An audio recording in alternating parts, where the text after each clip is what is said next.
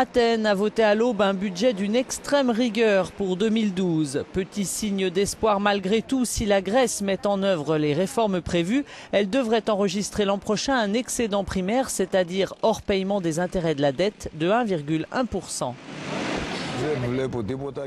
Je ne vois rien de bon dans l'avenir et je ne crois plus en rien. Ils nous font croire aux contes de fées, je suis vraiment déçu.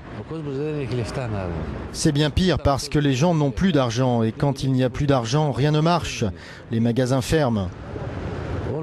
Les gens doivent avoir de l'argent pour qu'ils puissent circuler.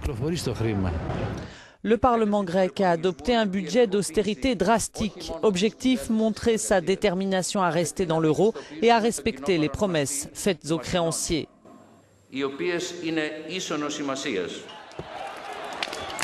Devant le Parlement, la réaction ne s'est pas fait attendre. Le budget comporte en effet de nouvelles hausses d'impôts et dans le secteur public, des baisses des salaires et une réduction des effectifs.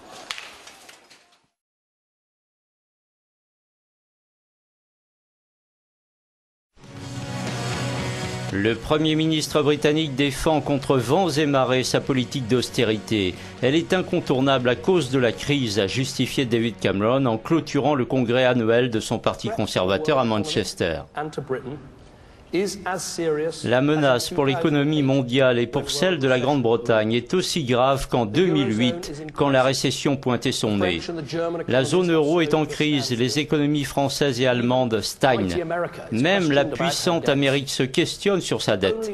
Le seul moyen pour sortir de la crise est de gérer la dette. La crise de la zone euro donne à David Cameron son meilleur argument contre la monnaie unique. Parce que nous ne sommes pas dans la zone euro, a insisté le chef du gouvernement britannique, nous pouvons nous-mêmes construire les fondations de notre économie.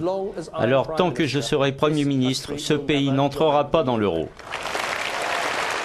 Pourtant, l'économie britannique multiplie les mauvaises performances. L'opposition appelle David Cameron à infléchir sa politique d'austérité.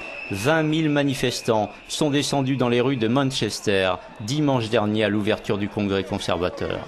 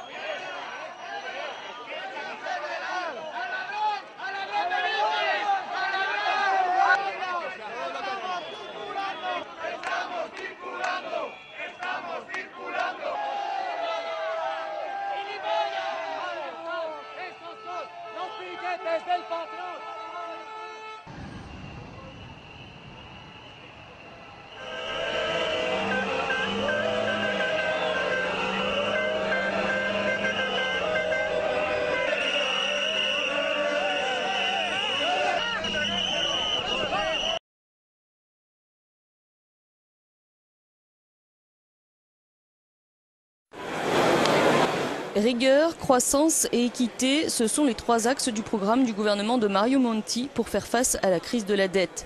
Devant le Sénat, le nouveau chef du gouvernement italien s'est engagé à réformer le marché du travail en coopération avec les syndicats et à alléger les charges patronales et sociales tout en relevant la TVA.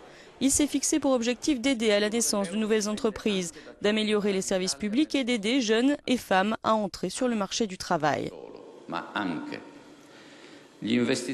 L'avenir de l'euro dépend aussi de ce que l'Italie fera dans les prochaines semaines. Pas seulement, mais cela compte. Les investisseurs internationaux détiennent près de la moitié de notre dette publique. Nous devons les convaincre que nous prenons le chemin d'une diminution du ratio dette-PIB. Des sacrifices sont nécessaires pour stimuler la croissance et réduire la dette, et ils devront être équitablement répartis. Plus ces sacrifices sont justes, plus ils seront acceptables. La dette de l'Italie atteint 1 900 milliards d'euros, 120% du PIB. De nouvelles mesures d'austérité semblent indispensables, mais la rue les acceptera-t-elle? Peu avant le discours de Mario Monti, des milliers d'étudiants et de syndicalistes ont manifesté à Milan, à Rome et dans une cinquantaine d'autres villes contre les coupes budgétaires. Le travail de Mario Monti ne fait que commencer.